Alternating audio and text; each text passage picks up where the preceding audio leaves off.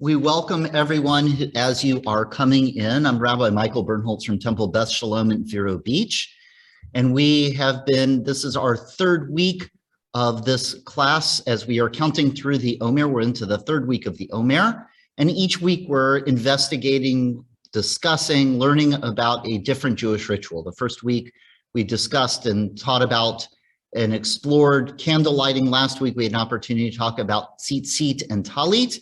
And today we are joined by two of my colleagues, I should say, Rabbi Raina Siroty and Rabbi Simone Schicker, one in Louisiana and one in Michigan. You'll have to figure out who is who by how they pronounce certain words. It is wonderful. And Rabbi Siroty, you're not from Louisiana, are you? No, I'm from Los Angeles. See, and ironically, I'm the one in Florida and I'm the one from Mississippi. Right. So it is wonderful to have these esteemed teachers with us. I'm going to give them a chance to introduce themselves in just a moment. As you're watching this, if you know of somebody that would be interested and is not able to join us, all of these classes are on the Temple Beth Shalom of Vero Beach YouTube channel. There's actually a specific playlist of each of these different sessions. And it is just wonderful to have this opportunity. We were just discussing it. Wonderful to have the opportunity to do this kind of learning, to not just join with our congregation and our community to wrestle with these different rituals, but to join together with rabbis from across the country in small congregations everywhere, being able to see the different, one of the things that was just said, each of us have different styles, different approaches, and then we're also getting a chance to become partners with our colleagues as we are teaching this and combine our different approaches. So it is wonderful. We are glad you're able to join us. I'm going to turn it over to Rabbi Schicker and Rabbi Siroty. I will not say that 3 times fast, as they bring us today into an exploration of the Jewish ritual around Mikvah. Oh, one quick note. The chat function is the best way to ask questions, to get their attention that you might have a comment to add. You can also use the raise hand function. I will also be monitoring both the chat and the raise hand function. If push comes to shove, if you do the hand wave, we might see it. But I know that from our previous 2 sessions, our hope is that this is interactive and we all get to engage in this learning together. So I turn it over to Rabbi Siroty and Rabbi Schicker. It is wonderful to have you all join us, and we look forward to learning with you. We're so excited to be here with you. So the fun guess is also that I'm originally from Texas, actually, with a mother from South Africa. So I say my words funny regardless of where you think I am. But I'm thrilled to be here and excited. I'm going to do a little background on Mikvah, like history piece, and then Rabbi Siroty is going to do some of the modern pieces and modern interaction. I love when people interrupt me, so feel free to drop questions in the chat and I'll get to them as we can. Rabbi Siroty, do you want to say a few things first? You muted. I'm unmuted again. It's really wonderful to be here and to be able to study with all of you around the country. This is a lot of fun, and again, thanking Rabbi Mickel for making this come together, and I look forward to discussing and showing you a little bit about modern interpretations of Mikvah. Great, we're gonna get started. And I have lots of pictures as we go through, but we'll start with the slightly boring screen. So the history of Mikvah, of the ritual bath. Right. If we start at the beginning with the Torah does not consider the mikvah to be only a woman's mitzvah, which is what many of us might think today, right? Rather, the first time we hear about immersing in a mikvah, it refers to the Kohen, the priest, preparing himself to serve in the Mishkan in Exodus. And a number of chapters later, we learned that anyone who was tamei, anyone who was spiritually impure, and that's the key piece of mikvah, right? This idea of spiritual impurity. We're not talking about being physically dirty in any way, needing to go to the mikvah as part of their purification ritual. So who are these tamei, these impure people? Are they men? Are they women? Are they non-binary? The answer is that it's everyone in Torah. A lot of people fell into this category. Through our modern lens, we might think of a menstruating woman, but also it is a person who's just given birth, someone who's had an abnormal bodily discharge, seminal emission, anyone who's had intercourse, anyone who's had contact with a corpse, with a dead body, anyone who has come into contact with the carcass of a non-kosher animal, or someone who's been deemed mitzora, someone who's been diagnosed with sa'arat, which is often translated as spiritual leprosy. And the Torah says until these people have immersed, and we'll question what immersion means actually, in the waters, they were subject to certain restrictions. For example, they couldn't bring an offering to God or even visit the temple. And this isn't just obscure law. In the times of the tabernacle, the temple, these concerns about spiritual purity and impurity were always present. People were constantly keeping track of their status and engaging in purification rituals to make themselves pure again. But in the time of the Torah, as well as into our history, it's clear that the mikvah as a place or object, as we know it today, did not quite yet exist. So what do I mean by this? Here are some examples of ancient mikvaot. So we note that approximately 1,000, which I think is fascinating, there's approximately 1,000 archaeological mikvaot known today, but not a single one of them predates approximately the Hasmonean period. So we're talking about 140 BCE, before the Common Era, right? And some of the earliest ones that we have found, Jericho, the upper city of Jerusalem, and at Qumran, date to no earlier than the end of the 2nd century BCE, and then into the 1st. So the archaeological data thus complement the textual evidence in suggesting that full immersion of the body, which is what we think of when we think of mikvah, emerged as the method of ritual purification rather late in the Second Temple period. Before this period, it was likely only partial immersion, such as the washing of the hands or the feet, was what was actually occurring. Right? So in the time of Torah, it was likely not full bodily immersion, particularly if we look at some of the texts that specifically say the washing of the hands. Here's the mikvah at Masada. But as we move throughout history, this is approximately 1st century CE, the establishment of the full body immersion in a pool with steps emerges. The requirements of mikvah as a made object, like most of our rituals, evolved over time. The main criteria for a built mikvah is a minimum amount, 40 seah, of naturally gathered, most often rainwater, right? Which means that it could not be drawn through taps or pipes or vessels. Drawn water may only be added to the naturally gathered water once this minimum of 40 seah of rainwater is reached. Right? And the area of the mikvah, and you can see it's quite deep actually, has to be deep enough and wide enough that a person can fully immerse, right, their whole body without touching the side or the bottom of the mikvah. So you can see the 2 examples there of the one at Masada. So approximately the average depth is about 48 inches. It's not supposed to be so deep that you can't stand in it and have your head above water, right? It's supposed to be accessible, but it needs to be deep enough that you can immerse your whole self. So natural bodies of water have also been, and in many places continue to be, used as a mikvah, right, as a ritual bathing option. The best option in regards to something being considered a kosher option is a spring-fed river.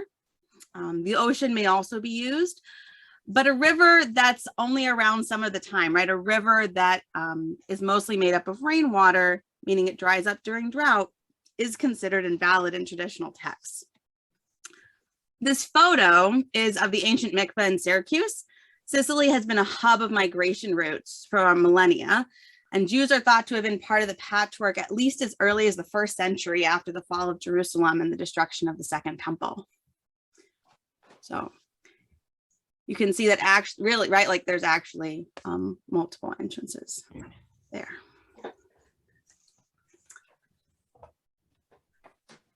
So the rules and regulations of mikvah are many, but the beauty of the mitzvah, the commandment of mikvah, is the opportunity to beautify the mitzvah. Just as we use special candlesticks for Shabbat or especially beautiful Seder plates, the mikvah too can be a beautiful place, and many modern mikvaot, as Rabbi Siroty will show, around the world are very much like spas, though there are still many that are not. This ancient mikvah is from approximately the 13th century, and a museum has actually been built around it. But again, you can see a very similar structure. There hasn't been much of a change. This one was moved from its original location. It was found during excavation and building in the city of London, and moved to the Jewish Museum in London. You can see the work being done. It also dates from about the 13th century and is one of the oldest objects in the museum. The mikvah was discovered in 2001. It was built in the home of the Crespin family, members of the Jewish community that lived in the area during the medieval period. And they were uncertain if it was actually a mikvah. It was found in the basement because it was not connected to a synagogue, but a number of similar mikvaot were found in Germany. It's believed that this particular family likely arrived in the 11th century, right? Jews were expelled from England in 1290, including this particular family. So it sat underground for a very long time without people realizing it was present. So this print is of the mikveh in the Ashkenazi synagogue in Amsterdam, approximately 1783. Right, you can see a much more modern take, right? We don't have stone anymore. And this final slide is of a 17th, historians are investigating whether a 17th century bath, this one, found in Brazil's first capital city, is the country's oldest evidence of a Jewish presence, which is yet another example of the growth of the diaspora of the Jewish community. Right? We can see the beautiful tile work that was done.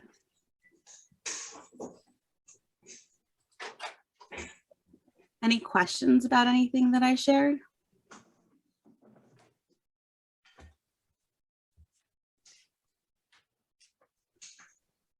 Okay. Rabbi Siroty, you want to take over? Sure. Let me see. I'm really bad at doing the sharing. So just let me make sure that you can see it, and I'll let you know. Okay.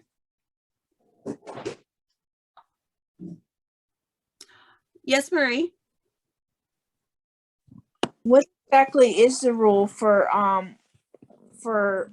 before you can come back after you've been unclean? So it's ritual immersion in Torah. It's ritual, it's immersion, and then often waiting until sunset. Right? The event happens, whatever the event is. You go and you ritually purify yourself, and then you wait until evening, the majority of the time in Torah. So it's a good question.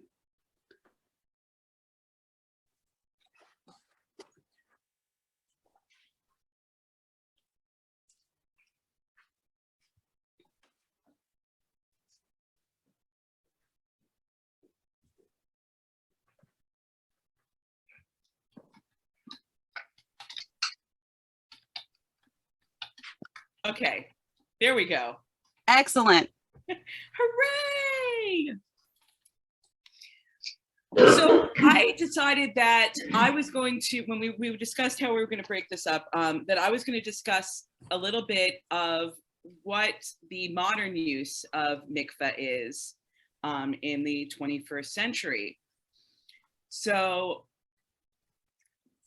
here are the 21st century reasons to use mikvah. We have, in the middle, we have the weekly use during Shabbat. We have the monthly use for nidah, for purification for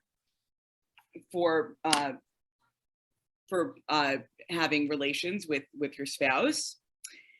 Then other people will go for Rosh Hashanah, Yom Kippur, or Pesach. And then really the largest ring around this particular image is really 21st century reasons to use mikvah.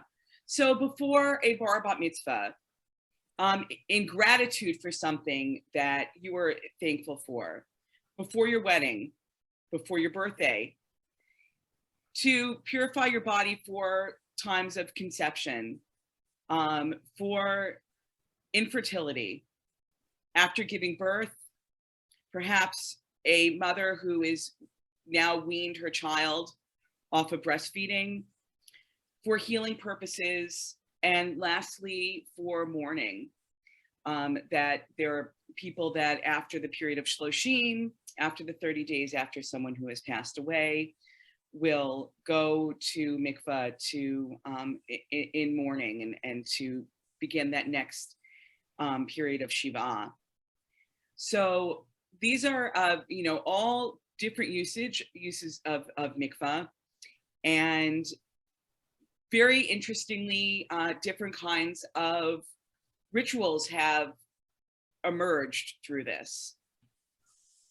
So I wanted to share this video with you from a synagogue in Washington, D.C., the Adas Yisrael Community Mikvah. So let's see if this plays. It should. Let's see. Okay. Well, that'll be a shame.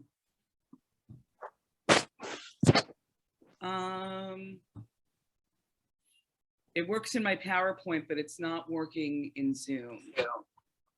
Okay, so maybe I will come back to this screen if I could figure out how to do it the next time. Okay. So as we said before, becoming a bar bat mitzvah, as you become an adult in the Jewish tradition, you immerse to celebrate this transition, your commitment to the Jewish people, Torah and Tikkun Olam. And so I've heard of bar and bat mitzvah students doing this in areas that have an active mikvah, and especially a mikvah that is open to all of these different types of alternative mikvah practices. For gratitude, being thanks for all the gifts that surround us every day, for unexpected blessing in your life, for body positivity, that mikvah is, a place to experience a rare moment of peace in your relationship to your body. So with this positive body image, although mikvah is it could be a very private ceremony, but you are still in the room with, the mikvah attendant. Perhaps if you're doing it for in conversion, then you might have the rabbi that's behind a screen or somewhere attached to the room. So you want to make sure, so there's a lot of things about this, and body positivity, to be able to be thankful for what you have. You could also use it to kosher dishes. So if you are deciding to have a kosher home, you can kosher your dishes and make sure that they are, being able to use. If once you served, meat lasagna on them, now you have decided you're not going to be doing that. So we are going to, I'm trying to, there's a lot of feedback. So I think there's some people that are not muted. So just give me a second to mute everyone. Okay, yeah, that's better. Okay. So we have as one of the other rituals is before a wedding. And so to immerse yourself, to be pure for this new stage in your life.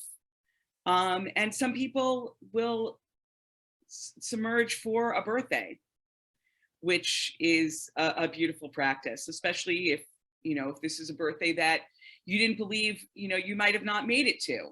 So the celebration of making it another year is a wonderful way to go to mikvah. Also for preparing for conception, for a new way to be able to start anew after failed infertility processes, before or after giving birth. And it's all of these beautiful things, and all of these new rituals have been written specifically for these times in your life.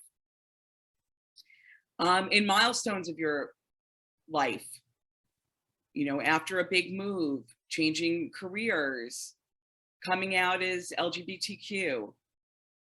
There are all these different ways of being able to mark these milestones. For healing, my aunt went to mikvah after she got the okay from her doctor after chemo treatment to heal her body. And again, with mourning, that it's a way for you to be able to just cleanse your body of the sadness that has taken over, and be able to renew those relationships. So as we said, with nida, with monthly usage, that whether you're single in a committed partnership, newly married, or you've been coupled for decades, living in the rhythm of nida sanctifies your relationship to your body. Some people will go to mikveh every Shabbat. And of course, in most conversion rituals, mikvah is a very important part of the conversion process. Although we do not have a mikvah in town, one of the students that I was in my conversion, in my Jewish education class, who decided to convert, has a river that goes into a lake, and so we actually did her mikvah process in the backyard of her house, which was really, really neat, and to her was very, very exciting, because she was able to take a part of herself, her childhood, it was her childhood home, and be able to make that into a very personal experience, and being able to connect it to her land. And for conversion, for the conversion of a child. So when I have a son that I adopted, and we did a conversion in my own mikvah in my house. I collected rainwater in one of those blow-up pools, and we did the process of mikvah at my house as well. So this is one of the things that Adat Yisrael has done. They have this way of they wanted to help people be able to create their own water transition ritual. And so this worksheet that I will show you is to guide you through the process of creating this ritual. So all of these things that are on the screen are reasons that they thought would be why someone would want to come to mikvah. And so you are able to check these boxes off depending on what you are looking for in your transition, your water transition. So, so it says in the space below, elaborate on the reason for creating this ritual, or describe a recent transition in your life. And then they ask which 3 words best describe the past, present, and future states of this transition. And how do you wish to incorporate water into your ritual? So one of my students that I was helping through the conversion process was really afraid of water. She would take showers, but she would not take a bath. She would not go into a swimming pool. She was really afraid of being immersed. And so we have to understand, you know, where people come in this process. And so Adat Yisrael offers these different ways of being able to incorporate water into this ritual, that you can immerse your whole body, you can immerse part of your body, you could wash your hands or your feet by pouring water over your head, by pouring water over something else.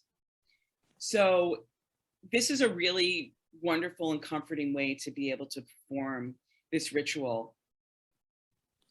Because when you come with people that have a fear of water, sometimes the thought of actually having to immerse your whole body is really frightening and could stop someone from deciding to convert. So all of these are just beautiful ways of incorporating water into the ritual of mikvah. Again, you know, what physical objects, symbols, or actions would you like to include in this ritual? So if there's prayers that you'd like to say, meditation, songs, dance, to destroy something or release something, bringing ritual objects, all of these different things. And they give you ideas so that if you're not sure what you want your ritual to look like, that these might be able to help you figure out your own mikvah process with all of these things. And then describe how you might incorporate these components during your ritual. What will be the seder of what you'll be doing? And these are 5 ways that they thought that we would be able to do a mikvah water ritual. A kavanot, an intention before the immersion. So whether you want to journal or write or sing or read, lighting candles. Part 1, the action in words. Why are you deciding that you'd like to go through this mikvah process? What has brought you to do a water immersion ritual? The action in silent, spontaneous words. Consider what you are feeling in this moment, to notice your breath, notice some feelings or sensations that arise for you in the present. So with this transitional experience, you want to think about really being present in the moment. If one could think back of a time when you were going through a big transition, that sometimes those little nuances escape you. So to know that, you know, you need to remember to be present is very important. Part 3, action words. Consider what your hopes are for the future. What are you open to? And offer any of these hopes, prayers, or intentions for the future. And then lastly, the Kavanagh of Completion. So this intention after the immersion or the end of the ritual. What would you like to do while you're in the water, coming out of the water, or before you come out of the mikveh area? So with all of these different choices, you're really able to create your own experience depending on which mikveh you go to. Obviously, a lot of these things might not be possible in the traditional mikveh, but as more and more community mikvahot open up throughout the country, they are becoming more and more open to different ritual styles and ways to commemorate why one would be going to mikveh. Who would you like to participate or have accompany you?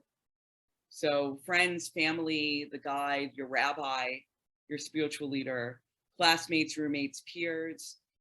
Some of the rabbinical classes have decided to go to mikveh before their ordination. My class didn't do that, but I've heard of other classes that decided to do that. And And what role would you like these individuals to have? You know, would you like them to bring you to mikvah? Would you like them to wait in the waiting area, light candles, participate in a component of the ritual? So all of these things are very personal decisions to you. And ultimately, when you are deciding to go to mikvah, that these are things that you decide to, and depending on how comfortable you are, is the roles that you're going to give other people within the ritual, or you could decide not to. That's entirely up to you. So this is one of the immersion ceremonies that was used by Mayim Chaim, which is a mikvah that is in the Boston area. And on their website, they have a bunch of different ceremonies that people have written for different reasons why someone would go to the mikvah. There are a few listed on their website, but you could also call them and they are more than happy to help you make your own ceremony for whatever you're going through. But this was, I'm going to share two that were particularly interesting and not the quote unquote usual ways that one would go to mikvah. So this one is healing from abuse. So they start off with a Kavanagh before they are immersed. And I immerse myself in Mayim Chaim, living waters. I begin a time of rebirth and renewal. From Miriam's well, I draw refreshing waters of strength and comfort, waters to cleanse and purify, to sustain and bless. Holy One of blessing, welcome me as I enter your life flow. Surround me, embrace me, bathe me in your sweet waters, in your healing light. And so here we have the three traditional the traditional blessings that you would say in immersion, and one of them saying, you know, Baruch atah Adonai Eloheinu melech haolam asher kiddushanu b'tevilah b'mayim chayim. You know, blessed are you, majestic Spirit of the universe, who makes us holy by embracing us in living waters. And then, so there's three immersions traditionally. So that would be said before the first one. The second immersion, you take a deep breath and exhale and then emerge again. And then the third immersion, you would say Shehechianu as you immerse for the third time, because this would be the official time that the ritual of mikvah is recognized. And then this last intention ends with the closing of the Kavanagh, saying, may I remember this moment of being held in safety, surrounded by living waters. May I be released from the pain of the past as I enter this new phase of my journey. May I know my own strength and trust my ability to care for myself.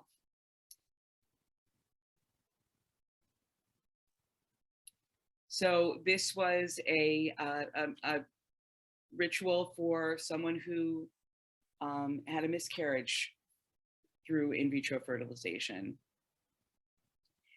And so she wrote this this ritual for herself and to share with others who have gone through the same painful experience.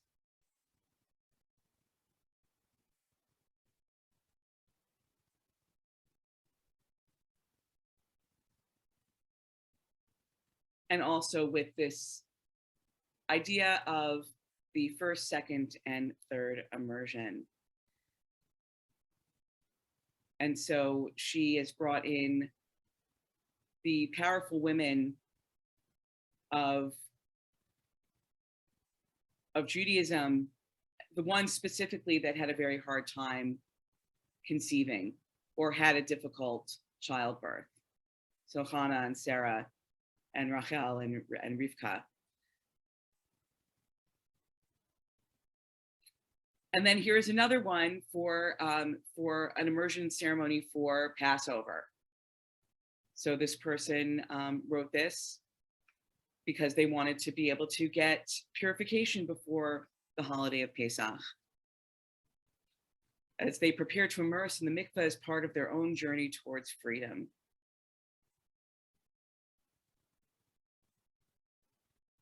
So the first immersion was for leaving Egypt, the second immersion for hope, third for springtime ritual, and a fourth immersion for personal reflection. Okay, let me see. I can't see. Let me get.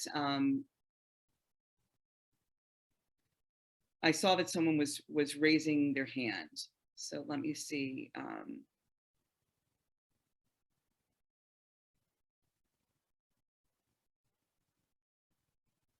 Okay, I don't. Whoop. Let me go back. Okay. Okay, so let me go. Oh, okay, thank you. Here's the link for the video. So let me see if am I able to share? All right, so already, if you click the link and open it, and then share your screen and make sure you click the two boxes at the bottom about optimizing sound and video. Okay, so let's see.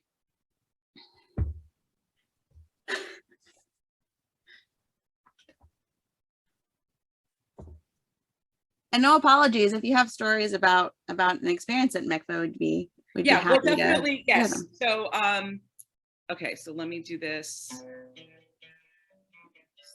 Okay, so let me go to screen.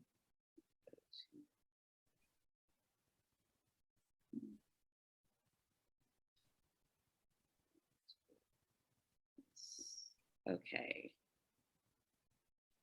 So I will now play the video from their mikvah.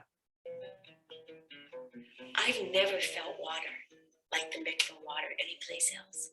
It's really a soothing, healing water. The Addis Israel Community Mikvah is a place where you can have a very private, meaningful experience and a profound connection to something larger. It is open to any Jewish person to use for any reason. I'm Naomi Malka. I am the director of the Addis Israel Community Mikvah. The first time I used the Mikvah was right before my wedding. My first time using the mikvah was actually for my conversion. The Friday before my bat mitzvah, all the women in my family came with me to the mikvah. I primarily use the mikvah for an Arab Shabbat as a way of anticipating Shabbat, maybe Shabbat something more special. By linking mikvah to life cycle events, we're able to cue in to wake up. This is real. That we are somehow awakened and shocked into an awareness that we didn't have before. When I'm in DC, it's really the best place it's by far the best place to go. Very relaxing. I can take my time. I don't feel rushed. It's very much an organic part of understanding health and healing and growth and rebirth. The Addis Israel Community Mikvah is a tremendous treasure for the DC Jewish community. For me, this is about using the holy power of water. There's an intellectual component to understanding why the mikvah has 7 steps, correlating to the important number of 7 in the Jewish faith. It's very important that the mikvah is built in the right way so that it's the same shape and size and type of mikvah that we've been using for thousands of years and captures that essence. But at the same time, this is a physical, heartfelt, sensory experience that is akin to yoga or meditation. Everyone who goes into the mikvah goes maybe for a different reason. They could find peace and they could find a place that made them feel at home and safe. And I will always now think of the mikvah as an experience and blessing. The great thing about having the Addis mikvah is about finding a place where you go to the mikvah and see people like you. And to feel that as a modern, progressive, even a woman rabbi, that it's a space that I can use no matter what I look like or what kind of ritual I'm following. We should have a little bit of a reclamation of mikvah for men. This is not a girl's thing, right? This is something that will only enhance our spirituality. For me, it's sort of a hineni moment. And hineni is something that you say on Rosh Hashanah and Yom Kippur that means here I am, being fully present. It gives you peace and it gives you a state of mind where you feel ready to go out and do whatever you want to do. We are reimagining what this means for the future, for the next generation. very much in the same way that Addis Israel is reimagining what it means to be a synagogue in the 21st century. You could schedule to have your time with God on your terms, your own traditions. Water is as ancient as the world. I mean, water coexists with the beginning of creation, and that this is our chance to be together with one of the elements. Something that I've never felt anywhere else. It's a privilege to serve in this role and to offer this place to this community. Come in, the water's fine.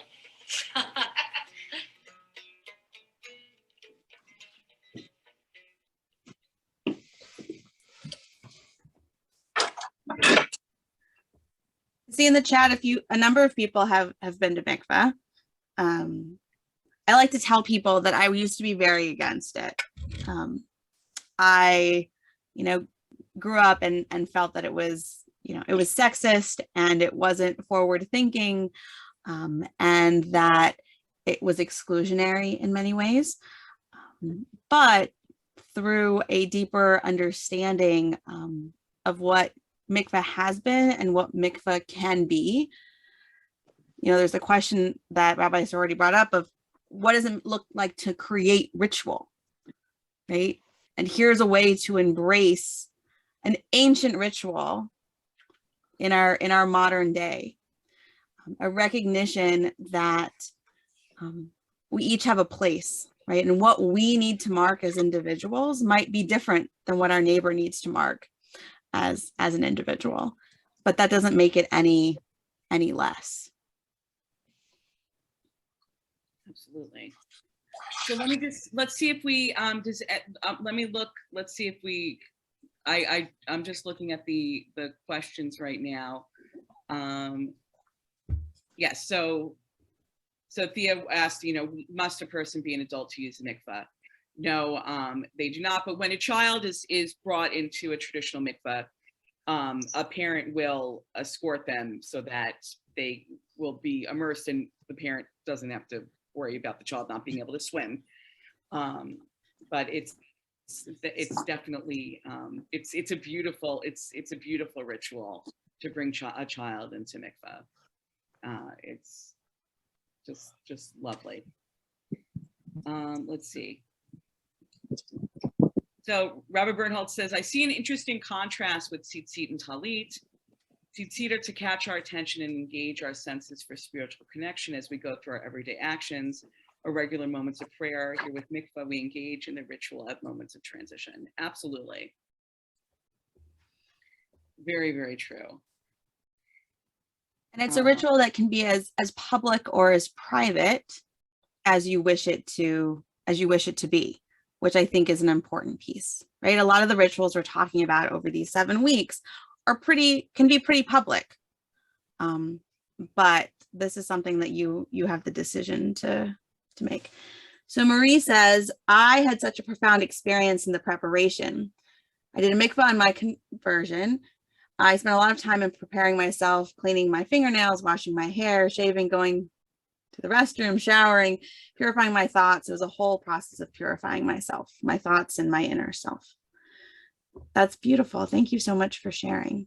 It's an important note to make, right? Like the mikvah is not a bath, right?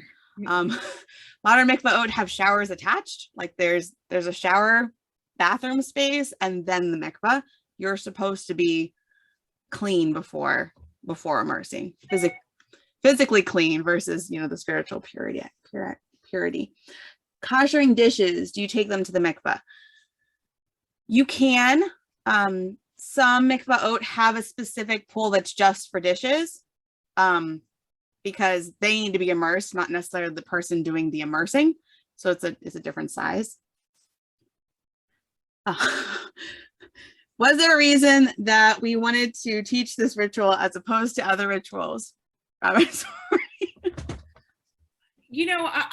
think that I was really taken by the idea of mikvah as reclaiming this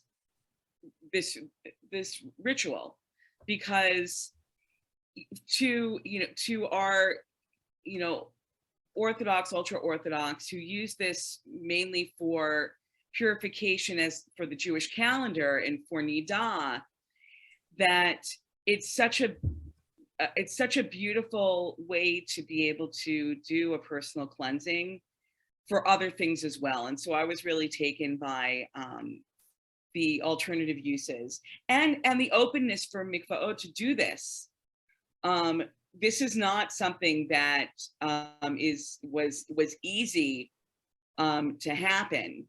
It's one of the reasons why people have raised money to make community mikvaot for this specific, for you to be able to choose your rituals, specifically because, if one has to follow the laws of Nidah in a traditional mikvah, there might be times when people are not going to be able to go.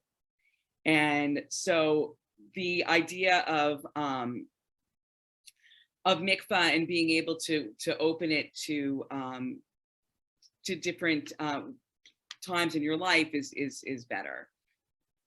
Okay, so let's see. Brandon wrote, "Could you tell me more about Mayim Chaim in Boston?" So there is, it's a mikvah that is open to everyone in Boston. You call and you could make an appointment, and they will help you and walk through what you are looking for in your mikvah experience. And if you go to their website, there's tons of people that are more than willing to talk to you. They're very, very friendly, and they would love to help you out. Okay. So it was originally founded, one of the original founders was Anita Diamant, the author, and she still sits on their board. And a big piece of the approach was this idea of a community mikvah where everyone was welcome. And that there was, and it's a beautiful space. It's where I've immersed. One of my congregants who's joined us and his wife went after their wedding. And it's an experience in and of itself. But as are many, it's reflective of the spa mentality, right? It is a warm space. It is a welcoming space. And it's, but I want to answer Lily's question. Do the Orthodox and Reform use the same mikvah? It depends. There are community mikvaot where that happens. There are congregational mikvaot where that happens. But it's dependent very much in the community, who is welcome at what spaces. It can be an unwelcoming space for progressive Jews in certain communities. Especially when because the ritual in some communities is so strict about when it needs to be done, and the person who might run the mikvah this is what she does all day. The women that go, they go every month. They know what's going on, and sometimes as someone who is unfamiliar to the practice, you might not feel as comfortable because it's mikvah it's a cleansing experience, but it's also it's also what women have to do. And so it might not become as a prayerful experience as much as this is what I need to do to be able to be with my husband again and be able to touch his hands. So the intention, it might be different. So it might be a little bit more complicated. And then Nora talks about her huge fear of putting her head under the water, and that her rabbi did not offer other ritual options.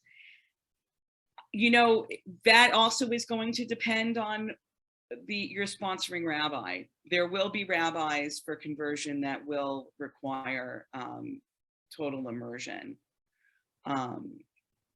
But we're trying to work on that. And there are responses, which are letters that rabbis write to other rabbis to decide on what they're going to tell their congregants, that have talked about this in all the movements. And some have stated that yes, full immersion is required, and then others have said, okay, well, partial immersions it could be okay too. So, but you said that you overcame your fear and you learned how to swim, and so out of this fear came something positive.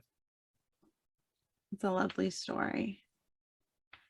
Do people have other questions or thoughts that they'd like to share? How about in the ocean?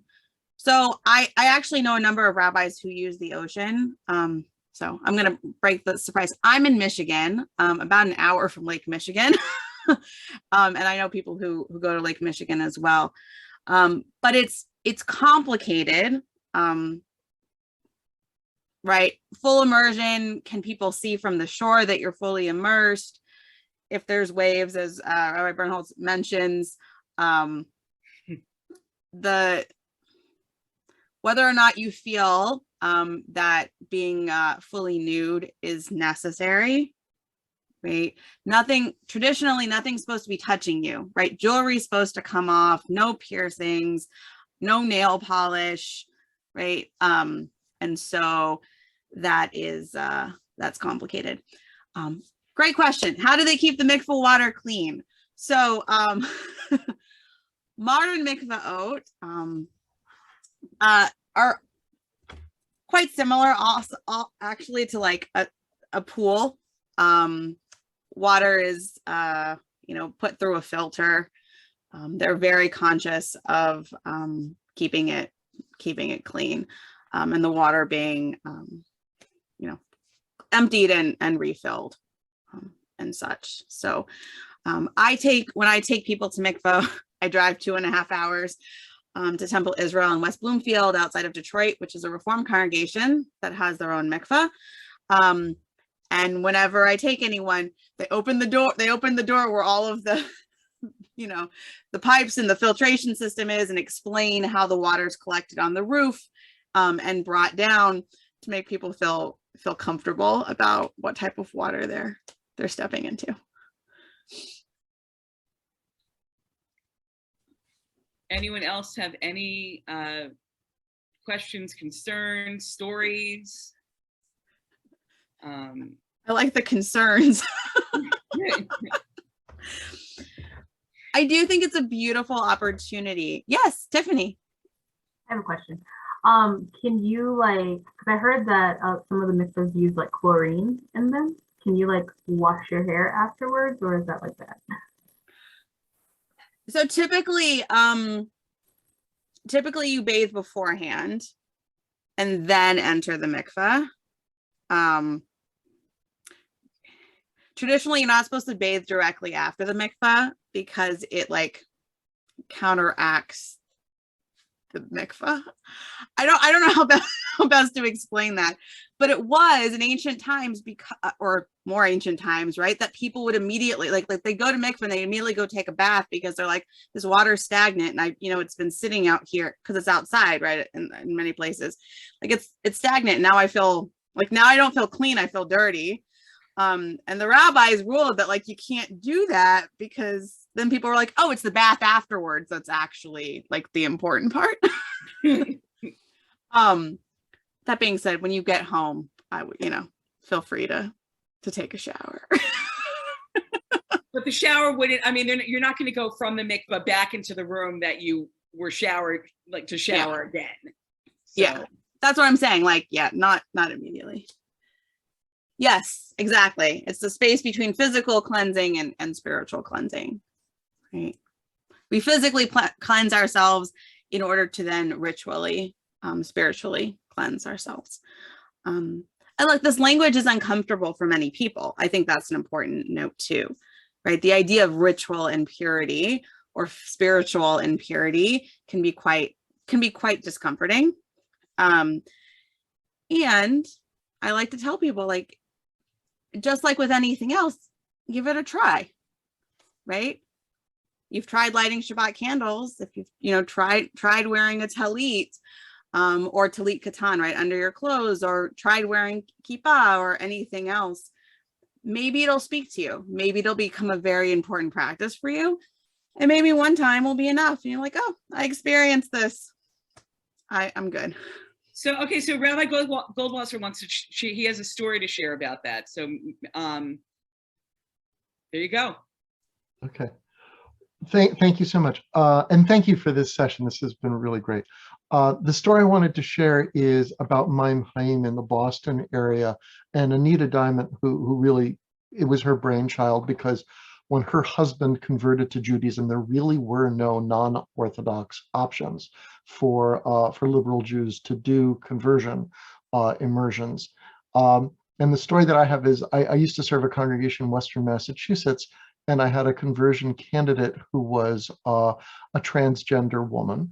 And up until that point, this is in the early 2000s, up until that point, I had basically taken all of my conversion candidates to the Orthodox Mikvah in Springfield, Massachusetts. It was like a 40-minute drive from where I was.